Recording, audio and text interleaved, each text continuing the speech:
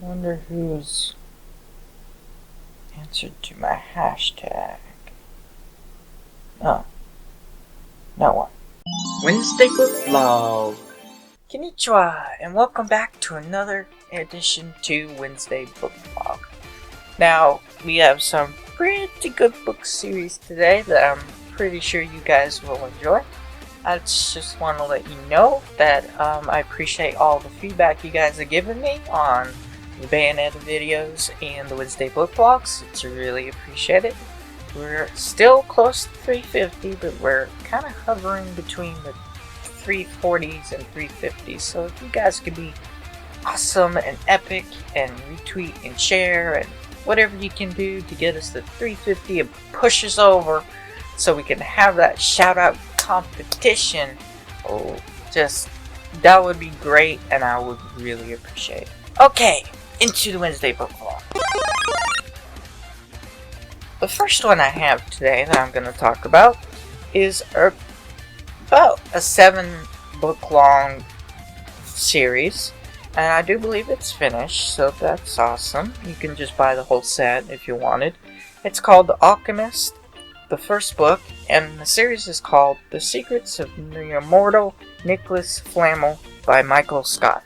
That's a mouthful for sure, but basically it's a series about these two kids who find out they have the ability to basically conjure element magic, and it puts a unique twist on the way people would use magic, because they can only channel one element at a time and they have to awaken themselves to use the power.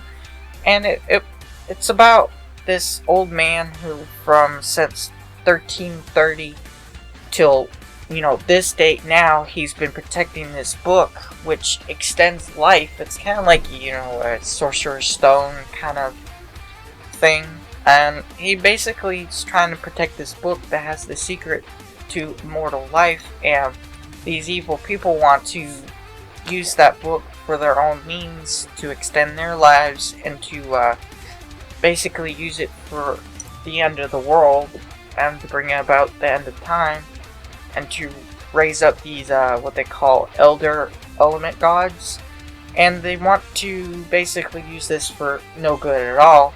And this man, he recruits these two kids when he knows basically what they might be able to do with the power that they wield, and they go on the quest to basically destroy this person and to stop this prophecy from becoming true of this world ending by the elder element gods rising up and destroying everything. And they go across all the world, trying to awaken their powers, trying to control their powers. They meet like a lot of element gods that they didn't know existed, like the Mother of Time, the Father of Time, the Woman Between the Shadows, the Center of the World Watcher, the Woman that watches over the World Tree. All these really cool people, gods and whatnot that they meet. And it's really a unique book series because it puts a new twist on what a magic world would be. And it definitely kept me intrigued because it wasn't like any other magic book series I've read. It definitely was full of action. It kept you riveted. It wasn't too heavy on humor. It basically kept a serious storyline. It kept it on what it wanted to tell you, what it really wanted to get you enthralled in, and it was definitely an awesome book series, so you should definitely check it out. The Secrets of the Immortal Flamel by Michael Scott. It's definitely a mouthful. I will leave the book in this description. Alright, second but not least, we have awesome book series that I enjoyed reading. It's called The Kane Chronicles by Riordan. You might know that I've already talked about this author, about his, coming into being kind of series. This actually happens after the Percy Jackson and Olympian series, and in the middle of his complementary series called the Heroes of Olympus series, which I talked about as well.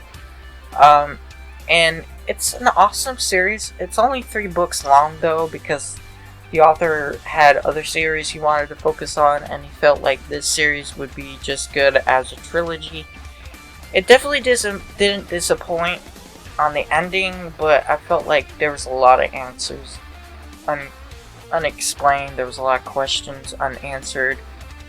He definitely left quite a big cliffhanger, so if that's something you might be interested in, like something that makes you question or theorize what could happen, then this is definitely a book series. But what it's basically about is, you might see a theme going on here, 2 kids who find out that they have the ability to channel avatar magic, which is basically them channeling the magic of the Egyptian gods, and that they find out who their avatar is and who they channel and what power they can use.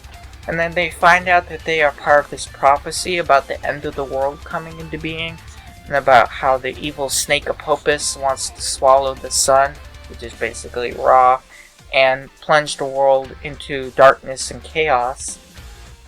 And it goes on a really awesome series where they go through these trials that they have to pass to unlock their powers, and to go through these adventures to make sure that the snake doesn't rise.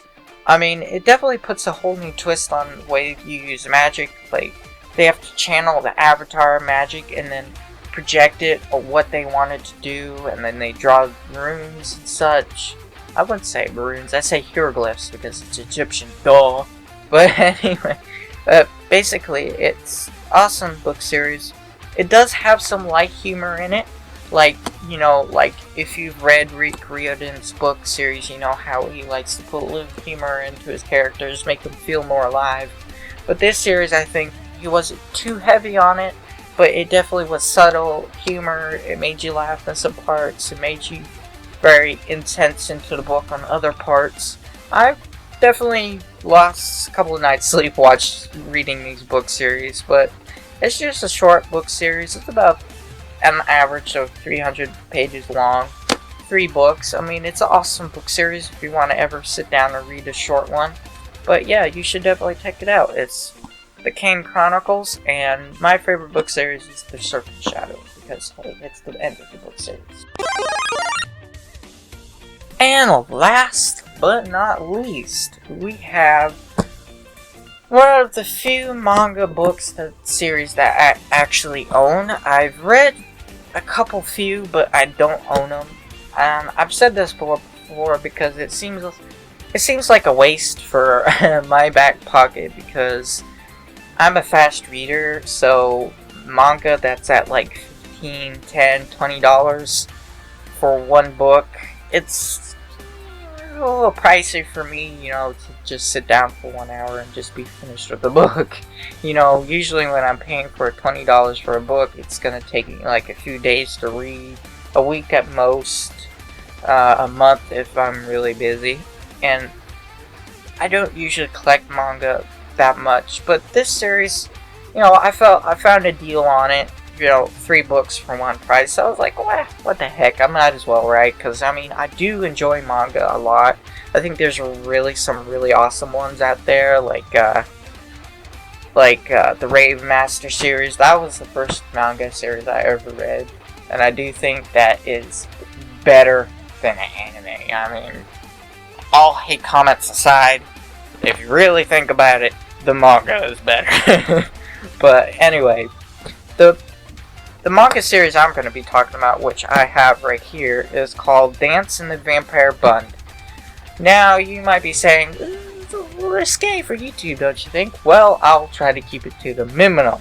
It's basically about this girl who's the monarch of vampires, and the world doesn't know it, you know, present world time doesn't know it, but then she comes out and announces that there is indeed vampires in the world, and that they're gonna create a monarch in the civilization living among them, and it basically causes a whole lot of uproar. Like, people at first don't believe it, and then when they do, they demand that they don't live amongst them. And this monarch is trying to make it so the vampires live in peace, and they can also coerce with the humans together to basically have a thriving population. And she basically goes through this trial of people trying to assassinate her, the humans trying to kill her, and also her own kind trying to kill her because they didn't want the humans to know that they existed. Because, you know, basically vampires, you know, who's the food? But the monarch really tries to make it so they can coerce humans, and she makes this synthetic blood that the vampires can live off of, so they don't feed on the humans anymore. But she struggles to make sure that the kingdom survives, and she basically has this half bear, half human protector. I guess you could say a werebear. Hey, that rhymed. But anyways, and it definitely is an awesome series. It has a lot of twists and turns.